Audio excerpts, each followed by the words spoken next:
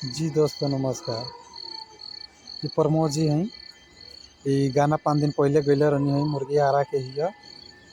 ओकरे ई गाना खेसारी जी वही सेम गइले बानी तो ई गाना कहत तनी कि चोरी के ह।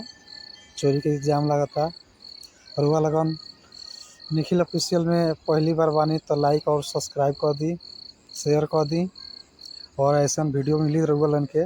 प्रमोद जी कहत तनी ये गाना रहे पगली रे, उनकर राइटर गइले रहे तो वो गाना चोरी को भइल रहे।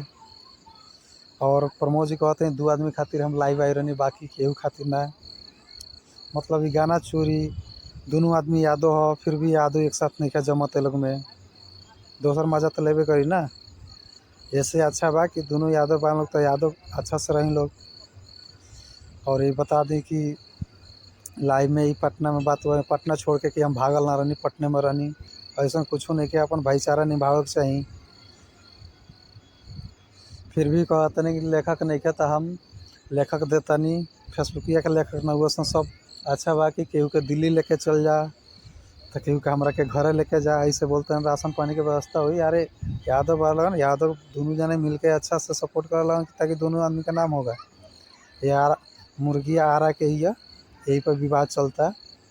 अभी 2 मिलियन होखे वाला बा, 8 घंटा पहले गाना रिलीज भइल बा।